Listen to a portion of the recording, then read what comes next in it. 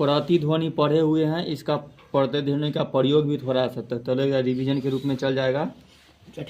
पीछे प्रतिध्वनि पढ़े थे, किसी भी अवरोध से विभिन्न ध्वनि के परिवर्तित होकर उसे पुनः सुनने जाने की घटना को ध्वनि की प्रतिध्वनि कहते हैं। इको कहते हैं। टॉपिक फिर पीछे वाला में भी है कि कोई आवाज़ टकरा करके जो हम लोग सुन रहे हैं उसी को प्रतिध्वनि कहते हैं। और यह हम लोग के मनुष्य के मस्तिष्क यानी कि मानव के मस्तिष्क में सुनाई हुई ध्वनि का प्रभाव लगभग कितना देर रहता है? 1/15 सेकेंड तक रहता है। यह दूसरी ध्वनि तक के सुनाई पड़ता है और 22 मीटर की दूरी तय कर पाएगी। किसी घने जंगल के सामने अगर जोर से बोलने पर प्रतिध्वनि सुनाई नहीं पड़ता है। इसका कारण है कि वहाँ की पत्तियाँ, पेड़ की टहनियाँ और शाखाओं के पृष्ठ के झुकाव विभिन्न दिशाओं में होते हैं, इसीलिए ध्वनि उनसे टकरा करके विभिन्न दिशाओं में परावर्तित हो जाती है और प्रतिध्वनि लगभग नहीं के सुनाई पड़ती है। तो अगर हम लोग कोई जंगल में जाकर आवाज़ बोलेंगे तो हमारा आवाज़ वहाँ पर ही गूंजेगा नहीं। अब प्रतिध्वनि का उपयोग बोलो। इधर एक बाजा बजता रहता तो इधर उधर भी आवाज टकराता था। तो इधर आवाज जोर से आ रहा था, रास्ता में कोई बड़ा चीज से अवरोध हो रहा है, टकरा बाजा जब गाना बजता है ना तो गाना रुक जाता, उधर बजते रहता, तनका देर बाद बंद होता है। ठीक ना, कुछ सेकंड बाद आवाज तुमको वहाँ भी बंद सुनाई दे रही है। तो जब वहाँ से रिटर्निंग होकर के जाने में लगा, यहाँ बंद हुआ लेकिन वैसे पहले तो ध्वनि वहाँ पहुँच गया था, तो वहाँ वाला जो रिटर्निंग आ जाएगा तब ना तो आवाज बंद होगा, इसीलिए। अब प्रतिध्वनि का उपयोग कहाँ करते हैं? ध्वनि की चाल निकालना। ध्वनि के परावर्तन का उपयोग ध्वनि तरंग की चाल निकालने में किया जा सकता है। एक बड़े दीवार या अन्य परावर्ती पृष्ठ से कुछ मीटर की दूरी 11 मीटर से अधिक पर एक तीव्र क्षणिक ध्वनि जैसे बंदूक दागने की ध्वनि उत्पन्न की जाती है और विराम घड़ी से ध्वनि के प्रतिध्वनि के बीच समय अंतराल ज्ञात कर लिया जाता है। फिर ध्वनि स्रोत के परावर्तित पृष्ठ की दूरी d माप ली जाती है। यदि हवा में ध्वनि तरंग की चाल v हो तो कुछ सूत्र दिया गया है कि का चाल, तो इस तरह से इसका उपयोग करके हमें ध्वनि का चाल निकालने में मदद करता है। ठीक। और विराम घड़ी के ध्वनि के अंतराल निकालने में ज्ञात करेगा और बंदूक से चलाई गई ध्वनि को जो तीव्र क्षण से ध्वनि है उस सबको गति के में मदद कर देता है। तो सूत्र रखा गया है v बराबर 2d/t। ठीक ना, 2 गुने d के जगह दूरी रखेंगे, कितना दूरी से कितना समय गया से। इस प्रकार d और t ज्ञात कर सकते हैं। इस तरह से अगर कहीं समय गायब है तो हम समय निकाल सकते हैं, कहीं दूरी गायब है तो दूरी निकाल सकते हैं।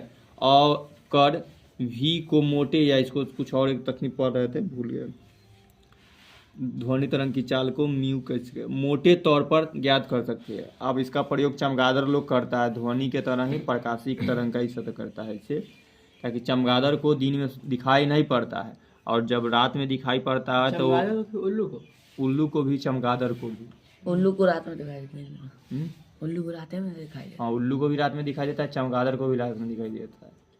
2-3 दिन तो हुआ है वो चमगादड़ हमारा घर में घुसल था, तनी वो छोटा छोटा बच्चा लगता था नहीं हुआ, जहाँ पंख फैलाता था। हाँ, तो छोटी मतलब उड़ रहा था, पंखा में टकरा करके गिर करके मर गया, कट गया, मतलब झटका मारा। तो चमगादड़ द्वारा प्रतिध्वनि का उपयोग। मनुष्य तो पराश्रव तरंगे नहीं सुन सकता है, क्या कि हम लोग जो श्राव्य तरंग होता है, श्रव्य जो 20 हर्ट्ज से लेकर के 20,000 हर्ट्ज वाला होता है उसको हम सुन सकते हैं, लेकिन 20 हर्ट्ज से जो नीचे वाला होता है जिसको पराश्रव कहते हैं उसको तरंगों को नहीं सुन सकते हैं। परंतु चमगादड़ों यानी कि बैट संग्रह की श्रवण सीमा बहुत ऊंची होती है। ये कितना लिख दिया है, 100,000 यानी कि 1,00,000 हर्ट्ज की तरंगे उत्पन्न कर सकता है। ठीक, और सुन भी सकता है। इसलिए वे प्रतिध्वनि का उपयोग कर अपने रास्तों में पड़ने वाले अवरोध का पता लगा लेते हैं और बचकर निकल जाते हैं। और पराश्रव्य तरंगे उत्पन्न कर चमगादड़ किसी अवरोध से परावर्तित ध्वनि को सुनने में लगे समय अंतराल से परावर्तक सतह की दूरी का अनुमान लगा लेते हैं और उनसे टकराने से बच जाते हैं।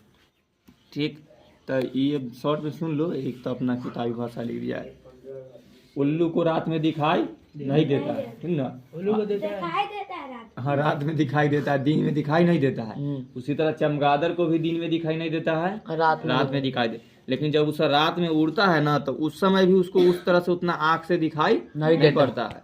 ठीक। वो लोग क्या करता है, उसे एक तरंग छोड़ता है, यानी कि ध्वनि तरंग। वो हवेल मछली भी छोड़ती है पानी के अंदर, ताकि उसके आगे दूरी तक क्या पता है वो पता चल जाए।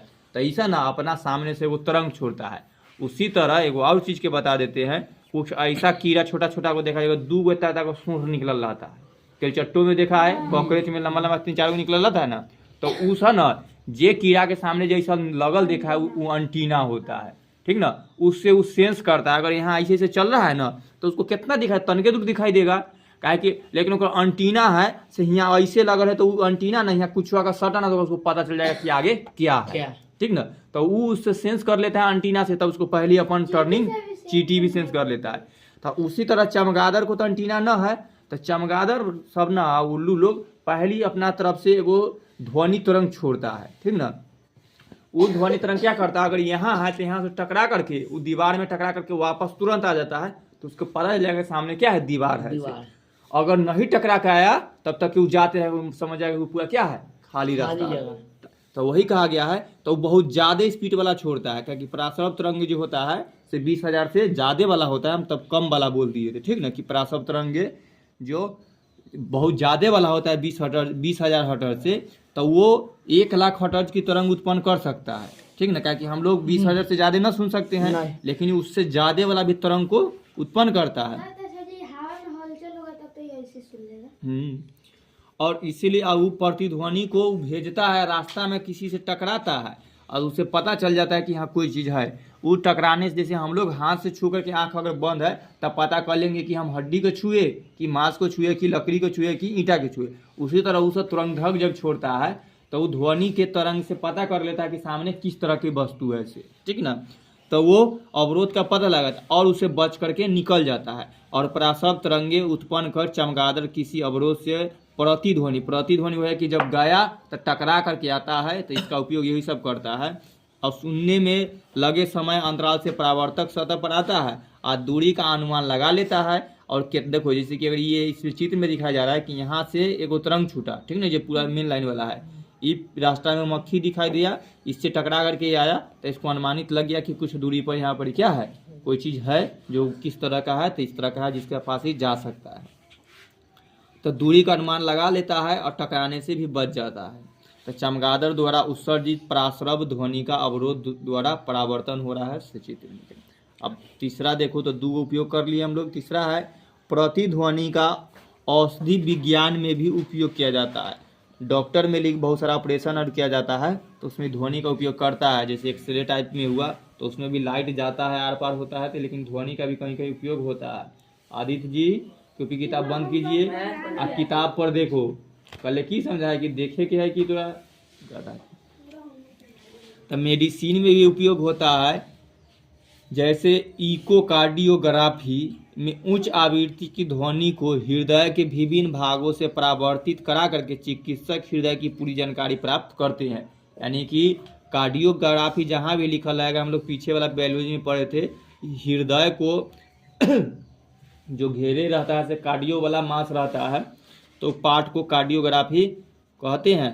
तो अगर हृदय का अच्छा से फेफड़ा को, हृदय को यानी कि हार्ट को, दिल को स्कैन करना है, उसका फोटोकॉपी निकालना है, ठीक ना, उसका एक्सरे करना है, तो उसको क्या जरूरत पड़ता है, ये प्रतिध्वनि का जरूरत पड़ता है, जिसमें उच्च आवृत्ति के, किताब पर देखो कहाँ पर से, उच्च आवृत्ति की ध्वनि को हृदय से विभिन्न भागों में परावर्तित करा करके चिकित्सक हृदय की पूरी जानकारी लेता है। ये में जरूरत पड़ गया। आगे देखो अल्ट्रासोनोग्राफी या अल्ट्रासाउंड सुना होगा, ठीक ना, उसमें भी ध्वनि और प्रकाश के तरंगे जाता है इस तरह से। तो ये अल्ट्रासोनो है, एक अन्य चिकित्सक तकनीक है, ठीक ना। तो ये भी डॉक्टर लोग उपयोग करते हैं, जिसमें परास्वर कंपन शरीर के किसी विशेष अंग में भेजा जाता है और उस अंग विशेष के विभिन्न भागों को परावर्तित कंपन में लगे समय से उसके विशेष सही जानकारी प्राप्त करता है। लोग ज़्यादातर अल्ट्रासाउंड करवाता है बच्चे को पता करने के लिए, ठीक ना। तो उसमें महिलाएं का लोग जो गर्भवती रहती है तो पेटों पर उपयोग करके देखा जाता है। तो ये हो गया। तो हम लोग यहाँ पर इसका प्रयोग करते हैं ताकि ध्वनि फिर रिटर्न आ जाए। अगर ध्वनि रिटर्न नहीं आती तो इतना चीज़ हम लोग को नहीं कर पाते, ये सब जरूरी है। अब देखो पराश्रव तरंग के बारे में पढ़ेंगे, जो 20,000 से हर्ट्ज से ऊंचा वाला रहता है, जिसको हम लोग सुन नहीं सकते हैं, स्पेशल वस्तु ये सुन सकता है। श्रव्यता की ऊपरी सीमा, हम लोग श्रव्यता वाला ही सुन सकते हैं जो 20,000 से लेकर के 20,000 तक होता है। हाँ, ऊपरी सीमा जो 20,000 हर्ट्ज से ऊंची आवृत्ति की ध्वनिया को पराश्रव कहा जाता है। ठीक ना। कुत्ता लोग को ज्यादा ध्वनि वाला भी सुन सकता है और कम ध्वनि वाला भी सुन सकता है। हाँ, एगो हम लोग पढ़े अश्रव ध्वनि। ठीक ना, जो 20 हर्ट्ज से कम रहेगा उसको अश्रव ध्वनि कहेंगे, उसको हम सुन नहीं सकते हैं। और दूसरा का हो गया श्रव ध्वनि जो 20 हर्ट्ज से लेकर के 20,000 तक होता है, जिसको हम सुन सकते हैं। और एगो से ऊपर वाला होता है पराश्रव ध्वनि या तरंगे, जो उससे ऊपर होता है, जो 20,000 हर्ट्ज से ऊंचा वाला होता है। कहा जाता है वायु में पराश्रव तरंगों का तरंग दैर्घ्य 1.65 सेंटीमीटर से भी छोटा होता है। इतना स्पीड में चलता है कि इतना देर में गुजर जाता है। इसका सूत्र के अनुसार आधुनिक विधियों द्वारा 5 × 10⁵ किलो हर्ट्ज अर्थात 5000 × 10⁵ हर्ट्ज आवृत्ति तक की पराश्रव तरंगी उत्पन्न की जा सकती है।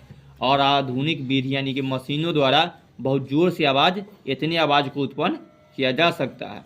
अतः पराश्रव तरंग का लघुत्तम तरंगदैर्घ्य जो फिर सूत्र के मतलब कि कैलकुलेशन करके दिया गया है कि 6.6 × 10⁻⁷ m रखा गया है, जो लेमडा में निकाला जाएगा।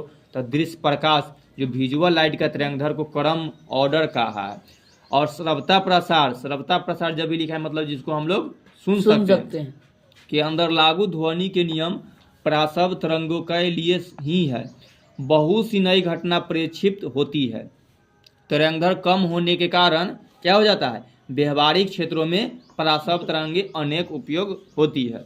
आगे सुनो, मनुष्य पराश्रव तरंगों को क्या कर सकता है, नहीं सुन सकता है, क्योंकि वो सिर्फ श्रव्य तरंगों को सुन सकता है। आदित्य सोहेल कहे हैं तो मनुष्य पराश्रव तरंगों को नहीं सुन सकता है, किंतु चमगादड़ की श्रवण सीमा बहुत अधिक होती है। ये 1,00,000 हर्ट्ज आवृत्ति की तरंगे उत्पन्न कर सकते हैं और इन्हें सुन भी सकते हैं।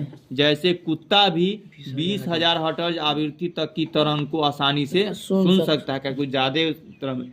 इनके अतिरिक्त बिल्ली, चिड़िया, सूंस यानी कि डॉल्फिन के सामने दिखाई देने वाला समुद्री जीव, ठीक ना, डॉल्फिन की तरह दिखाई देने वाला जो लंबा सोच वाला होता है, वो मछली भी इतना भयंकर यानी कि ज़्यादा आवृत्ति वाला आवाज़ों को सुन सकता है। कुछ कीड़े मकोड़े भी पराश्रव तरंगे उत्पन्न करते हैं और उन्हें भी सुन सकते हैं। क्या कह रहा है?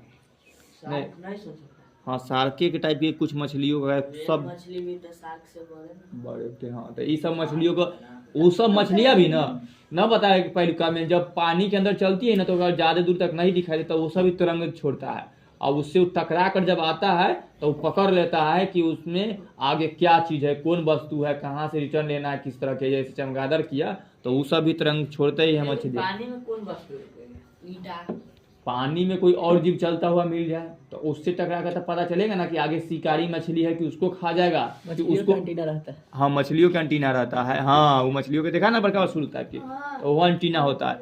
ये तरंगधर नहीं छोड़ती है ना, उसके पास उतना वो एंटीना है, ठीक ना।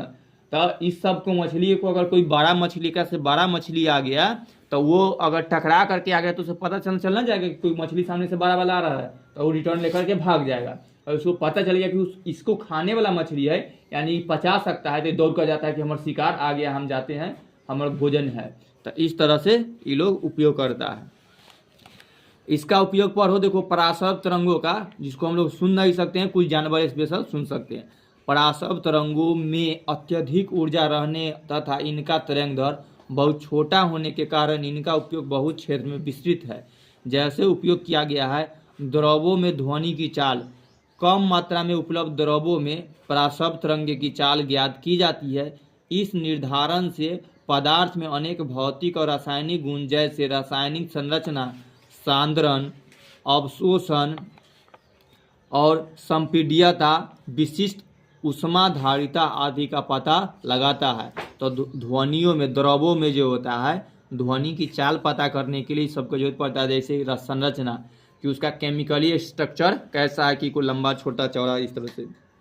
सांद्रता, कंसेंट्रेशन कि वो कितना ध्यानांतरित हो रहा है से, अवशोषण कितना ऑब्जर्प्शन है, कितना अवशोषित कर रहा है सो, और संपीड्यता कंप्रेसिबिलिटी कि कितना सिकुड़ रहा है, कितना दब रहा है, वो सबके।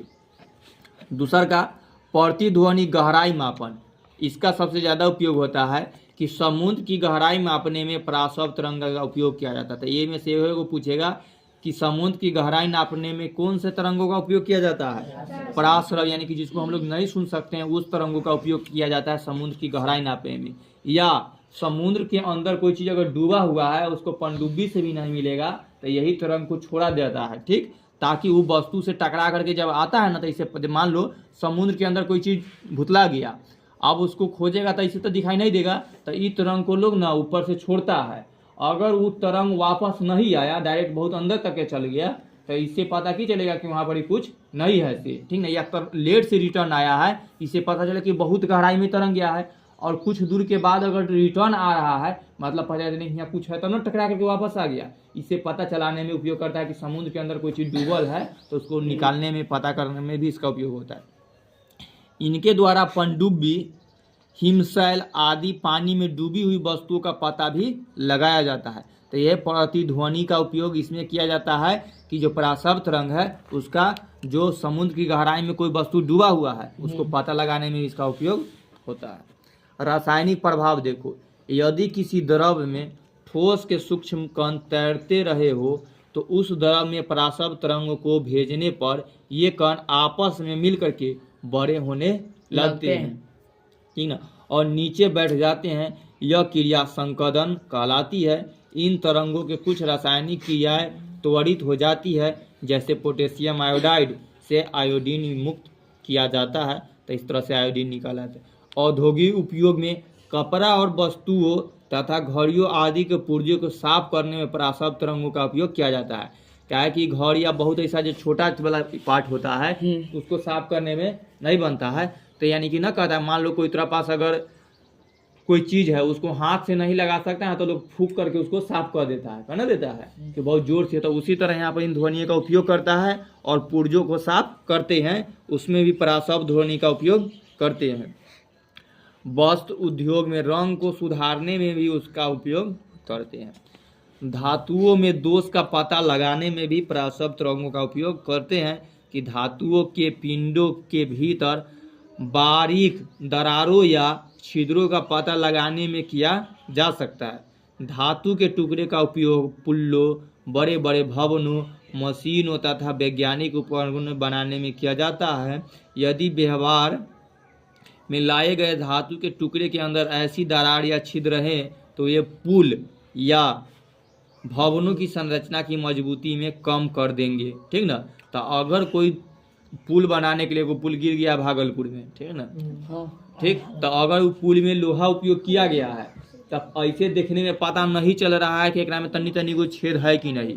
अगर कोई लोहा के डंटा है, ओकरा में ऐसा पूरा एकदम सडौल है तो मजबूत है, अगर तनी तनी को बीच में छेद है, हमको ऐसे नॉर्मल दिखाई नहीं दे रहा है। तो इसके लिए अगर इसको हम लगा दिए पुल में, तो कमजोर हो जाएगा, तो टूट कर गिर जाएगा, ठीक है मन। तो इसको पहले इंजीनियर लोग पता लगाने के लिए इसको यही पराशव तरंगों का उपयोग करेगा, और इसमें पता करेगा कहीं तनी मनी छिद्र तो न जमा न दिखाई दे रहा है, अगर छिद्र है तो उसको हटा देगा, अगर छिद्र न है तो उसका उपयोग करेगा। तो वही बोला गया है कि जो पुल होता है या बड़ा बड़ा भवन बन रहा है, तो उसमें इसका उपयोग किया जाता है ताकि उसका दरार चेक कर ले लोहा को, धातु की। अगर भवनों की संरचना में को कम कर देगा, मजबूत, अगर उनमें दरार रहेगा ना, तो वो भवन की संरचना को क्या कर देगा, कमजोर कर देगा, मजबूती को कम कर देगा। ऐसे दोष बाहर से दिखाई नहीं पड़ते हैं। ऐसे दोषों का पता लगाने के लिए पराशव तरंगों का उपयोग किया जाता है, जैसे नीचे दे दिया गया है। पराशव तरंगों द्वारा धातु के पिंडों में दरार या छिद्रों का पता लगाया जाता है। जैसे अगर छेद रहते डायरेक्ट इधर क्या होगा, पूरा बाहर हो जाएगा, और जो न है तो उधर रुक जाएगा। पराशव तरंगे धातु के पिंडों से होकर के गुजरती जाती है, क्या कर रहा है, धातु के अंदर से गुजरती जाती है। यदि कोई दरार या छिद्र तरंगों के पथ में नहीं है, तो ये तरंगे सीधे निकल जाएगा। अगर यहाँ छेद नहीं है तो सीधा निकल जाएगा, ठीक है ना। परंतु यदि कोई दोष होता है तो पराशव तरंगे परावर्तित हो जाती है। अगर जहाँ भी छेद हो गया तो वो इन्ने उन्ने हो करके गड़बड़ा करके फिर रिटर्न आ जाता है। तब ध्वनि तरंगे परावर्तित हो जाती है। प्रेषित तरंगों का पता लगाने के लिए धातु के पिंडों के दूसरी ओर एक संसूचक रखा जाता है, यानी कि पीछे देखो संसूचक, डिटेक्टर, यानी कि यह पता चलेगा कि टकरा करके, यानी कि मैं टकरा रहा है तो पता चलेगा कि डायरेक्ट बाहर निकल गया है पूरा ध्वनि, यहाँ पर ही धातु क्या एकदम ठीक है, जो उसमें दोष के उपस्थिति को दर्शाता है। इस प्रकार प्रतिध्वनि मापन विधि से किसी भी पिंड में दरारों या छिद्रों का सही स्थिति ज्ञात किया जाता है। इस तरह से लोहा के धातु को चेक किया जाएगा कि कहीं तनको तक गड़बड़ न है, ताकि ऊपर से देखने में गड़बड़ न है लेकिन नीचे से छेद हो जाए, क्योंकि सब ढलुआ होता है, जैसे ढलता है तो ऊपर से तो पूरा एकदम बदबदा करके ठीक हो गया लेकिन अंदर में छेद रही जाता है। साधारण ध्वनि का उपयोग हम ऐसे कार्यों के लिए क्यों नहीं कर सकते हैं कि हम लोग जितना बोलते हैं वो बोल करके कैसे ठीक कर सकते हैं, न बोला है प्रिंस, हम लोग साधारण बोली बोलते हैं या डंका पीटते हैं उसी से ठीक कर सकते हैं, नहीं ना कर सकते, क्योंकि कर्तव्य आवृत्ति अलग है। इसका कारण यह है कि साधारण ध्वनि दरारों या छिद्रों के स्थानों में कोनों से मुड़ करके संसूचक तक पहुंच जाएगा, ठीक, और जैविक और चिकित्सा संबंधी में भी उपयोग होता है। छोटे जीव जंतु जैसे चूहा, मछली और मेढक का प्रासव्य तरंग, देखो खत्म डालकर उन्हें अंगहीन बनाया जाता है या मार डाला जाता है। इनका उपयोग बैक्टीरिया को मारने में होता है, ठीक ना। तो देखो तनी तनी को जो जीव है ओकरो एकरा मार देता है, कथी से, हाँ, यानी कि जहाँ लोग लैब में ना जांच उच करता है या आविष्कार करने के लिए जो प्रयोग करता है तो वहाँ वही ले जा करके छोटा छोटा जीव जंतु को मारता है। जैसे सुना कि कोरोना पहले चमगादड़ का उपयोग कर रहा था लैब में, तो ये सब इसी तरह सुनते रहता है, मार डालता है। इनका उपयोग बैक्टीरिया को मारने में होता है। मस्तिष्क के ट्यूमर, मस्तिष्क में एक बीमारी हो जाता है ट्यूमर नामक, ठीक ना, दिमाग में गठिया टाइप के स्थान का पता लगाने में इसका उपयोग करता है। यही होता है कि सीटी स्कैन के तरह होता है, यानी कि तो एक अलग तरंग छोड़ता है लेकिन एक स्कैन प्रासव तरंग छोड़ता है जो हमारे शरीर में टकराता है, और जहाँ पार्ट में ट्यूमर है वहाँ टकरा करके वापस आ जाएगा। इससे क्या पता चलेगा कि इसके दिमाग में ट्यूमर है, बीमारी है, गठिया है। अगर वो पूरा बाहर निकल गया तो पता चल जाता है कि नहीं है। तो मस्तिष्क यानी कि दिमाग में होने वाला एक बीमारी ट्यूमर का भी पता लगाता है, स्थान का पता लगाने में इसका उपयोग होता है। चिकित्सक गठिया वाले यानी कि आर्थोमेटिक यानी कि दर्दों का दूर करने में प्रासव तरंगों का उपयोग करती है। गठिया बीमारी होता है बुजुर्गों लोग में हो जाता है, या अभी के पापा मम्मी में देख रहा होगा, जैसे घुटनों में जो दर्द होता है ना उसको गठिया दर्द कहते हैं। जैसे उठने में बैठने में बहुत दर्द होता है, ठीक है ना, पैर के जो घुटना हुआ तो सब गठिया दर्द कहा जाता है। तो उसको भी ठीक करने में यही तरह का लोग डॉक्टर से करता है। इसके अतिरिक्त शरीर के किसी अंग को प्रतिबंधित करने में, जैसे अल्ट्रासोनिग्राफी, ईडोकोग्राफी, गुर्दे यानी किडनी के पत्थरी को तोड़ने में, सुना होगा कि पेट में पत्थर हो गया तो किडनी में ना छोटा छोटा एकदम तनी तनी को पत्थर टाइप के हो जाता है, ठीक ना। तो हार्निया दूसरा होता है, पेट में ना आंत के बीमारी होता है, आंत का उलट पुलट तनी मनी हो जाना, उसके वजह दर्द होता है। वो ज़्यादा भारी भारी वजन कोई अगर व्यक्ति उठा रहा है ना तो पेट पर जोर पड़ता है, तो आंत को, और वो कम खाना खाए हुए है, ठीक ना, अधिकतर दिन भूखे रह रहा है और ज़्यादा वजन उठा रहा है हाथ से, पैर से, मुड़ी से, इसकी वजह से उसको हर्निया टाइप का बीमारी जो पेटो वाला में होता है, ठीक ना। कोई के हुए है कि ना सर, वो बार बार दर्द करेगा, उसको ऑपरेशन करके ठीक करना। वो आंतों का जो उलट पुलट हो जाता है, अंदर में जो सब सिस्टम रखा है, बार बार वजन उठा रहा था, रस्सी जो है बेल्ट से इन्होंने हो रहा है। हम कुछ बता रहे हैं, ज़्यादा नहीं। आइए जो पूछा कि किडनी में पत्थर कैसे हो जाता है, हम लोग के खान पीन से हो रहा है, ठीक है। चावल में छोटा छोटा रहता है। पत्थर के मतलब लोहा वाला पत्थर नहीं होता है, यानी कुछ ऐसा चीज हो छोटा सा। देखो तो एकदम ना बता कि पेट में उतने जगह है, ठीक ना, जरा खा करके पचा दो तो दर्द ना करेगा। अगर ओकरा में एगो चावल के दाना लेके भी कोई कण बन करके तो रह गया, बाहर नहीं निकल रहा है तो और दर्द करेगा। तो चावल के दाना लाइक भी कोई ऐसा भी कण बन के रह गया तो उतना क्या करेगा, दर्द करेगा। इतनी वो पाउचे है, ठीक, और में छोटा छोटा खाना अगर दुइयों को बन गया तो दर्द करेगा। तो ओकरे काट कर ऑपरेशन करके वह निकालता है कण को, तो कहता है कि पत्थर होल था पथरी। वह कोई के कम रहता है, कोई के ज़्यादा हो जाता है तो खोल करके निकालता है, हमारे तनी तनी को कण निकलता है। अगर वो बहुत दिन तक छोड़ दिया तो वही कण धीरे धीरे चिपक करके बड़का हो जाएगा, हल कोई में हो जाएगा। तो जो हम लोग को पानी पीने से संबंधित हुआ सो और खाना खाने से हुआ सो, इस सब पर ध्यान दिया जाता है ताकि कम पानी पीने पर भी हो जाता है किडनियों में इस तरह से।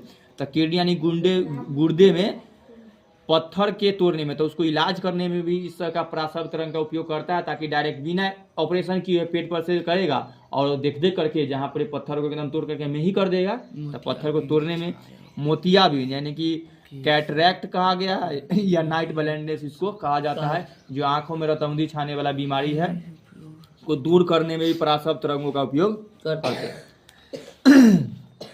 अगला देखो, ये टॉपिक हम लोग फिर पीछे पढ़े हैं, फिर पढ़े क्या है, सोनार विधि कहा गया है। इसमें भी हम लोग प्रासव ध्वनि का उपयोग करेंगे, जैसे हम लोग इसमें बताए थे अल्ट्रासोनिक और बोला था कि समुद्र के अंदर कोई चीज घुसल है और उसको तो सोनार का फुल फॉर्म भी पूछेगा तो बता देना, ठीक ना। इसमें क्या लिखा है, सोनार। सोनार विधि किसे कहते हैं, तो पहले सोनार का फुल फॉर्म देखो। सोनार का स्पेलिंग लिखना है SONAR, कथी, ठीक। तो स्पेलिंग देखो, S से हुआ साउंड, ठीक ना, और O से दोनों एक ही साथ, SO से साउंड, N से बन गया नेविगेशन, ठीक ना, A से एंड, R से रेंज, यानी कि रेंज मतलब उसका प्रसार है कि कितना दूर का प्रसार है। नेविगेशन का अर्थ होता है उसका स्थान का पता लगाना, और साउंड यानी कि ध्वनियों से उसका साउंड का पता लगाएगा। तो सुना रैंकिंग है, हाँ उसको रेंजे समझना, हाँ रैंकिंग है, स्पेलिंग लिखल है। तो देखो समुद्री जहाज या समुद्र की गहराई मापने में, हम लोग फिर पीछे पढ़े कि समुद्र की गहराई मापने में, या समुद्र में छिपे हुए वस्तु जैसे पनडुब्बी, और इसका स्पेशल सोनार विधि का उपयोग लोग लड़ाई में करता है आर्मी वालों से, ठीक ना, यानी कि सैनिक लोग। पनडुब्बी बताते हैं एक जहाज होता है, ठीक ना, एकदम लंबा रहता है, और आगे मुँह यानी कि कैप्सूल देखा है ना खाने वाला, उसी तरह का, लेकिन बहुत बड़ा होता है, बहुत सारा आदमी रह सकता है, ठीक ना, पानी के अंदर, वो पानी के अंदर रहता है, ठीक ना। उसका काम क्या है, उसमें जो भर्ती होता है लोग सब, वो बहुत लंबो दिनों तक 6-6 महीना तक के रहता है ओमे, हाँ सबमरीन अंग्रेजी में दिखाया ना। वो क्या करता है, वो हमेशा सब दिन क्या रहेगा, पानी के बहुत अंदर जाकर रहता है, ठीक। अगर ऊपर से कोई देखे या दूरबीन से कोई चीज है तो पता नहीं चलेगा कि पानी के अंदर कोई है। मान लो कि अगर हम लोग यहाँ है अब बगल में समुंदर है, ठीक ना, तो यहाँ आकर के कोई सबमरीन लगा कर रख देगा और थोड़ा पता नहीं चलेगा। वो कब पता चलेगा, जब धीरे धीरे सबमरीन को चला करके ऊपर निकालेगा, तो थोड़ा सा मुंह खाली दिखा देगा कि लंबा समय कोई आदमी सूतल है, ठीक ना। और वो में बहुत सारा व्यक्ति रहता है, लगातार वही खाना खाता है, और वो सब छुपा रहता है, और वो सब लड़ाई पीठ में यूज होता है। यानी कि देखो, अगर कोई बड़का पनिया जहाज है, जे हिया मान लो हम लोग का देश जन है, अब बगल में समुद्र या बगल में है, तो वहां पर कोई बड़ी जहाज आ गया और लगा करके क्या कर रहा है, बंदूक बम छोड़ छोड़ कर हम लोग के उड़ा रहा है। या अगल बगल में कोई भी जहाज आ रहा है, तो वो जहाज को पता चला जाएगा बगल में कोई जहाज है, तो क्या करेगा, उसको उड़ा कर मार देगा। तो यही उपयोग में सबमरीन को यूज, हाँ उकरो सके, तो यही में सबमरीन का उपयोग करता है। उसको छुपा रुस्तम कहा जाता है, यानी कि वो पानी के अंदर अंदर आएगा, ठीक ना, और किसी को पता नहीं चलेगा, और चुप से आएगा, और वो बाहर के सब चीज को देख सकता है, ठीक ना, उतना उतना सिस्टम लगा रहता है, ठीक। और वो वहां से बम दाग देगा, बस सबको उड़ा देगा। तो यानी क्या देते, वही सबमरीन होता है।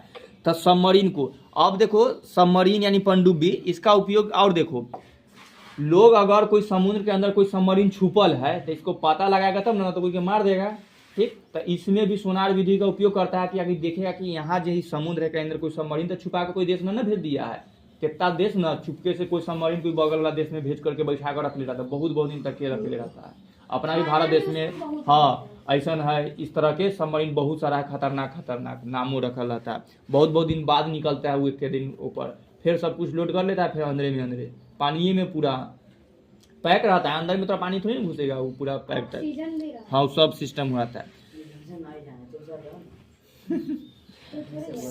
पनडुब्बी, सबमरीन इत्यादि का पता लगाने के लिए प्रतिध्वनि का उपयोग करता है। तो अगर समुद्र के अंदर सबमरीन छुपा हुआ है, तो उसको पता लगाने में किसका उपयोग करेंगे, तो यही प्रतिध्वनि का प्रयोग करते हैं।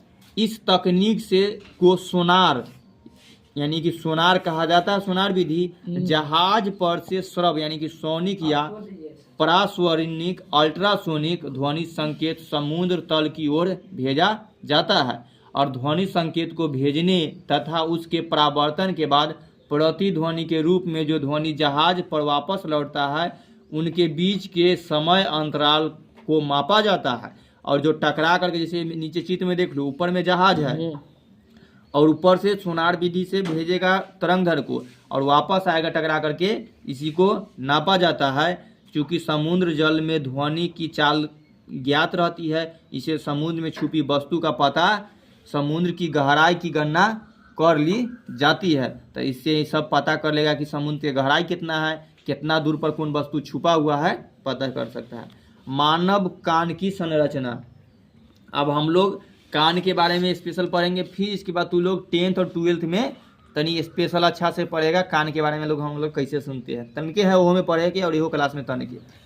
मानव कान की संरचना कहते हैं, कान एक महत्वपूर्ण ज्ञान इंद्रिया है, यानी कि इसी के वजह से हम लोग बहुत सारा संवेदना करते सुनते हैं। यह एक अति संवेदी युक्त है और कान बहुत संवेदनाशील है, इसमें कुछ चीज़ डालना उलना नहीं। इसकी सहायता से हम सुन सकते हैं। जो चित्र का है 6.19 में देखिए, मानव कान के विभिन्न भागों को दिखाया गया है। तो हमें जो कान के जो सब बाहरी कान जो तनका सन चित्र बन रहे से, बाकी बस सबको हमें चित्र में जो दिखा रहा है से अंदर के पार्ट दिखा रहे हैं। मानव कान की बनावट मुख्य रूप से 3 भागों में बांटा गया है, ठीक ना। देखो, एक बाहरी कान, उसके बाद मध्य कान, उसके बाद आंतरिक कान। बाहरी कान जो दिखाई दे रहा है ना ऊपर से तोरा इतने दूर है, मध्य वाला जो तनका सा टॉर्च बार का डॉक्टर लोग देख लेता है वही होता है। हाँ, और आंतरिक कान को नहीं देखेगा। तो बाहरी कान कौन पार्ट होता है? बाहरी कान में कर्ण पल्लव और कर्ण कलिकाएं होते हैं, यानी कि पल्लव जो ऊपर से जो हम छू सकते हैं यही को कहा। और नलिका जो कहा, जो छिद्र दिखाई दे जाएगा, जो हवा जा रहा है वो होते हैं। इनका खुला भाग बाहर से ही दिखाई पड़ता है, यही बाहरी कान का कान के दिखाई देता है। बाह्य कान ही परिवेश से ध्वनि तरंगे कृत करता है, यही कान इस तरह से बनाएगा कि बाहर के जितना हवा है ओकरा बाहर खींच कर ला सकता है। तो देखो, बाहर से देखने वाला यही पार्ट दिखाई देता है, यही नलिका हल्का से यही में गुजुआ रहता है। तो तू लोग जो कचरा साफ करते हैं बस इतने दूर तक के, यहाँ पे कर्ण पट है, यही को अगर ज़्यादा धकेल दिया यहाँ कर देता है फट जाता है तो खराब हो जाता है, इसीलिए इतने दूर तक की कोई भी चीज़ रखना वो नहीं रख सकता है। तो यही इसको कर्ण पल्लव कहते हैं जी, इसको छू रहे से आई नलिका है से। अब दूसर का पार्ट सुनो, मध्य कान। मध्य कान कर्ण नलिका होता है, से कस करके बंधी तनी हुई एक झिल्ली होती है जिसे कर्ण पटक कहते हैं, यानी कि ईयर ड्रम कहते हैं, ठीक ना। ईयर ड्रम यही बजता है जब हम लोग को आवाज़ जाता है, जिसकी वजह से वाइब्रेशन करता है तो सुनने में हल्की मदद होती है। यहाँ से अलग की हुई रहती है। मध्य कान में 3 हड्डियाँ होती है। पूछेगा कान में क्या हड्डियाँ? 3 नाम सुनो। कौन बोला? 3 है। मुगदरक, जिसको हैमर कहा गया, हैमर मीन्स होता है हथौड़ी, ठीक ना, यहाँ पे हथौड़ी के टाइप। निहाई, एनबिल और बलयक जो स्ट्रिप कहा गया है। मध्य कान के आकार प्राप्त ध्वनि तरंगों को प्रध्वरित कर उन्हें आंतरिक कान को संचरित करना है। मध्य कान है कि यहाँ जो आ गया है, इसको आप करके 3 को पार्ट देखा है ना, निहाई पर हम लोग बलय पर है, यहाँ से भेज करके यहाँ पड़ेगा, तहाँ से हम लोग तब सुनेंगे और दिमाग हमको समझाएगा। तो ये मध्य कान को सबको एकत्रित करके कहाँ पहुँचा देना है? संचारित कर देना है आंतरिक कान में, यानी कि यहाँ जहाँ श्रवण तंत्रिका यहाँ लगल रहता है सबसे अंदर में। आंतरिक कान में द्रव से भरी एक कुंडलित नली होती है, ठीक ना, यहाँ पे हल्का सा पानी भी रहता है, जिससे कर्णावर्त यानी कि कोहला कहते हैं। इसका आकार घोंघा जैसा होता है, दिखाई दे रहा है घोंघा के जैसा, घोंघा सिद्धुआ देखा है ना, एकदम ऐसी गोल गोल घूमल रहता है, इस तरह होता है, वो निकल रहता है। यह नली बलयक से जुड़ा रहता है। कर्णवात में एक विशेष प्रकार की कोशिका रहती है जो श्रवण तंत्रिका यानी कि एडुएरेटी नर्व से जुड़ी होती है। यहीं पर ही श्रवण तंत्रिका यानी कि सुनने वाली तंत्रिका यही लगी रहती है, और श्रवण तंत्रिका मस्तिष्क से जुड़ी रहती है। और यहाँ से खाली अब नस रहता है, ये नस कहाँ जुड़ा रहता है? मस्तिष्क में, यानी कि जितना बात हम लोग तक सुन लिए उसको पहुँचाएगा दिमाग तक कौन? यही मस्तिष्क तक नस, जिसके वजह से हम लोग अच्छा से समझ पाएंगे आखिर जो बोल रहा है से क्या बोल रहा है। मानव कान की कार्यविधि समझ लो, बाकी बात खत्म। हम जानते हैं कि कंपन करता हुआ एक ध्वनि स्रोत हवा में संपीड़ित और विरल उत्पन्न करता है। कह रहा है कि हम लोग जानते हैं कि जो भी ध्वनि उत्पन्न होता है वो कंपन करते हुए आ रहा है। जब ये बाह्य कान पर पहुंचता है यानी कि बाहरी कान पर पहुंचता है, तब ये कर्ण नलिका के प्रवेश कर कर्ण पटक पर पहुंच करके कर्ण पटक के पीछे की ओर धकेलता है। यानी कि आवाज़ जो हम सुने यहाँ गया, यहाँ से कर्ण पटक तक आया, फिर आगे ढकलेगा और कर्ण पटक के कंपित होने से आसपास जुड़ी 3 हड्डियां जो से मुद्रक, निहाई और बलयक कंपन करने लगते हैं आपस में जुड़ी ये हड्डियां एक लीवर जैसी कार्य करती है, जिससे कंपन के समय विस्थापन बढ़ जाता है, जिससे वलय का विस्थापन कर्णपटक के कंपन के आयाम से कई गुना बढ़ जाता है। इस प्रकार से जब कंपन वलय तक पहुंचा तब कंपन का आयाम प्रवर्धित हो जाता है। वलय जो कर्णावर्त से जुड़ा होता है, कर्णावर्त के तरल में संपीड़न और विरल के संपद प्रतिष्ठित रहता है। फिर यहाँ से स्पंद विद्युत संकेतों में परिवर्तित हो जाता है, जो श्रवण तंत्रिका द्वारा मस्तिष्क को भेज दिए जाते हैं और मस्तिष्क इनकी व्याख्या ध्वनि के रूप में करता है। देख लिया, तो जितना स्पंदन है उसको बार बार से कहाँ तक है, पूरा श्रवण तंत्रिका तक पहुँचाया। उसके बाद श्रवण तंत्रिका मस्तिष्क को भेजता है, अब मस्तिष्क यानी दिमाग उसको व्याख्या को ध्वनि के रूप में करता है। क्या बोला है उसको हमको समझा देता है, जिसकी वजह से हम लोग को तुरंत फटाफट कितना स्पीड में होता है। तू जितना सुस्त से मैथ बनाता है, देखा ही कितना देर में खत्म करता है इसे। तो इस तरह से हम लोग का फिजिक्स का पूरा चैप्टर खत्म हो गया, यानी पूरा किताब भी फिजिक्स से खत्म, पूरा किताबें खत्म। एक दिन हाँ एकरा जगह पर बायोलॉजी लाना है, और बस बचल है बहुलक परस यानी कि ऑब्जेक्टिव वाला। तो एक दिन लेके आना, ठीक ना, और खाली इसका ऑब्जेक्टिव करवाएंगे यहाँ से। जैसे लिखल है निम्नलिखित में से अदिश राशि कौन है, जल्दी से पहचान का बताओ। निम्नलिखित में से अदिश राशि कौन है?